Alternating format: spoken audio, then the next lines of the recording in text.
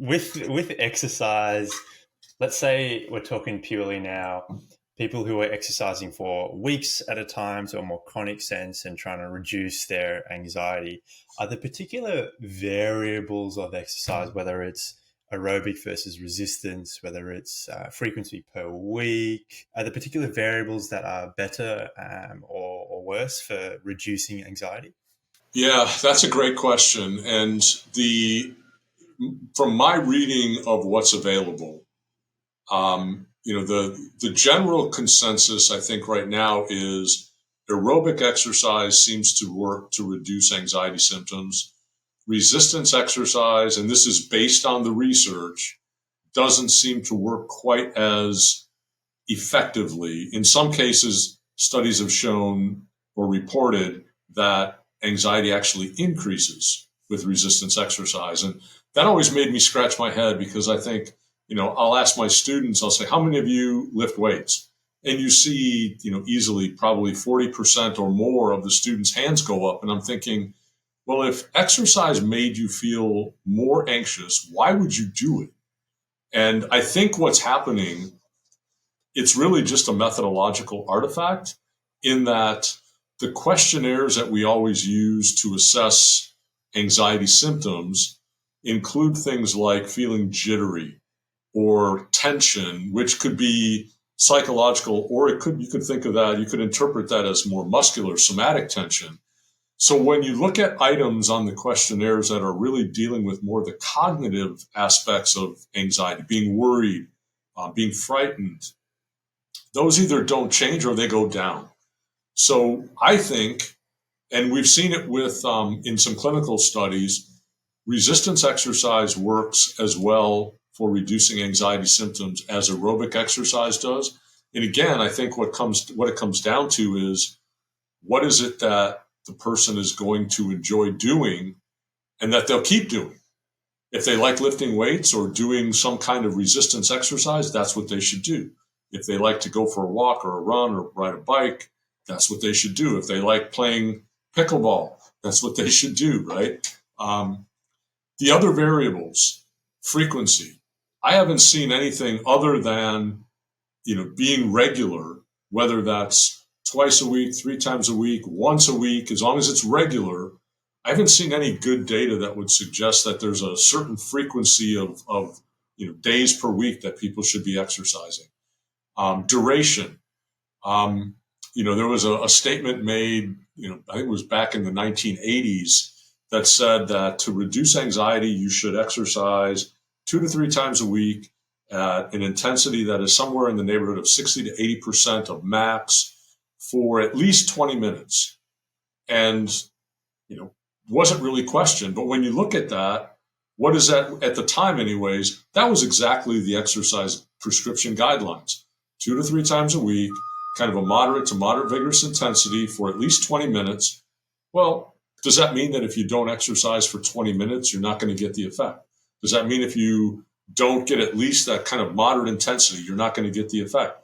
Well, it turns out even going for a 5 to 10 minute walk has been shown to reduce symptoms of anxiety. And a walk, it can be brisk, but it could also be leisurely. And the same sorts of anxiety reducing effects are shown. So there, I know that for a long time, and I was part of this, there was kind of this, if you will, search for the holy grail of the optimum dosage of exercise, right?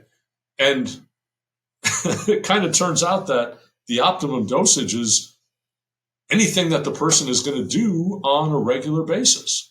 Some people like vigorous intensity exercise. Great, do it. Other people, vigorous intensity exercise is the last thing they want to do. That would cause them anxiety to think about doing that. Well, obviously, don't do that. So, the other variables, there really isn't any, to my reading of the literature, there isn't any clear-cut evidence that a certain frequency or intensity or duration or even type is going to be more effective than anything else in reducing symptoms of anxiety. It really is a matter of what is going to work best for the individual. Yeah. Okay. I think that's There's a couple of things that come to mind. It feels very empowering for people to know that it's kind of horses for courses.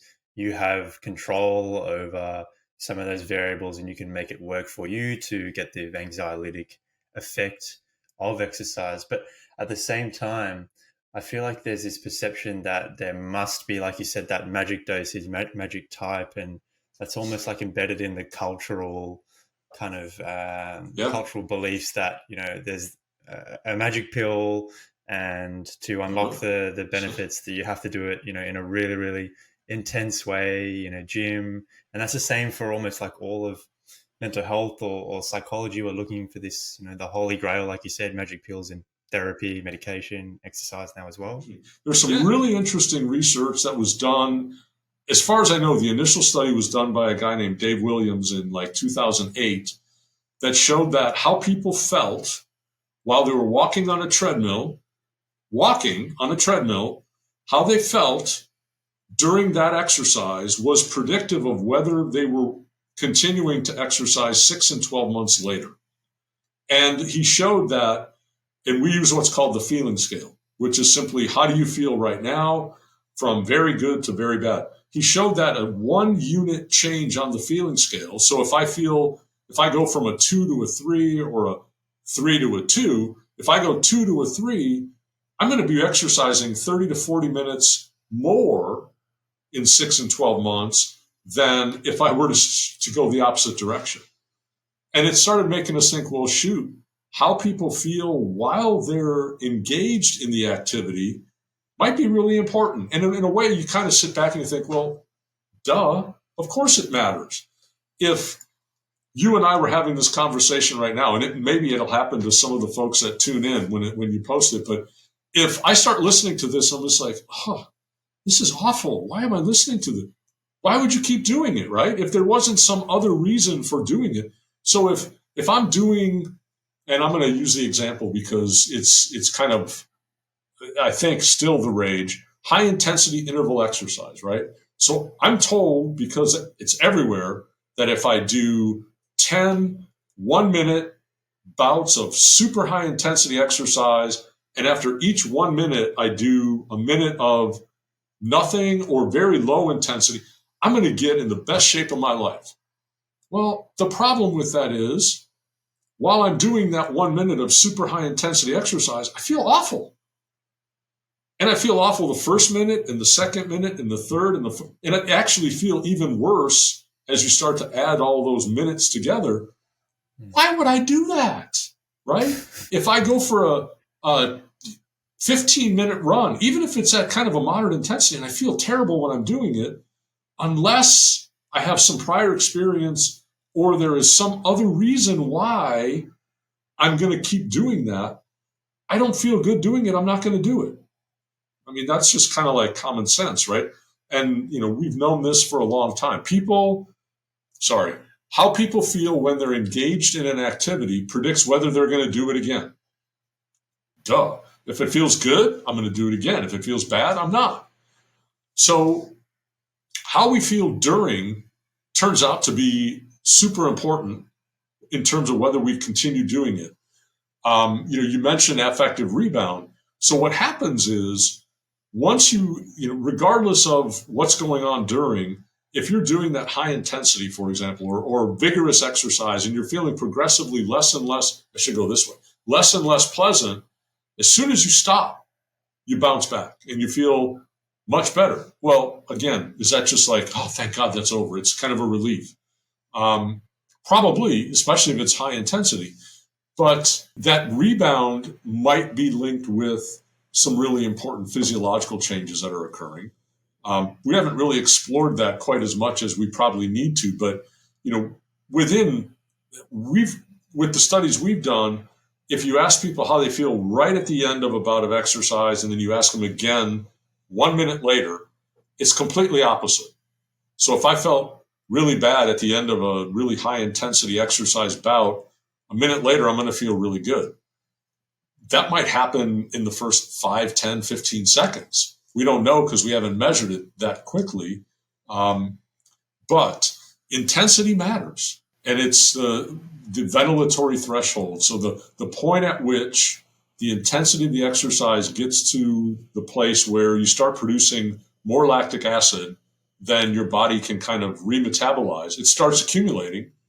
That's when that feeling state starts to switch from pleasant or neutral to starting to become unpleasant and uncomfortable. And if you keep increasing the intensity, that keeps getting worse and worse. So we know that intensity matters. It's obviously going to be person dependent, because someone who's more fit and regularly exercising can probably likely has a higher ventilatory threshold, a higher point at which that accumulation starts to occur than someone who's completely deconditioned. But we know that that's really important for how people feel. And we know from not just the one study by Williams, but several now, how we feel during is really the most important predictor of whether we're going to continue it long term. Yes, if I enjoyed it after the fact, if I think back and say, you know what, it felt awful, but man, it was so good, right? I enjoyed that so much. Maybe because, and we may get to this, if I prefer high intensity, I may not like it when I'm doing it, when I'm in the middle of it, right? But when it's over with, it's like, yeah, I'm really glad I did that. It felt bad, but I'm so glad that I did it. I really enjoyed it. I can't wait to do my next one, right? Whereas somebody else may be, man, that is the last thing I ever want to do again the rest of my life, because that felt miserable. That was the most awful thing I've ever experienced. Maybe that's our 90% of the population problem, right?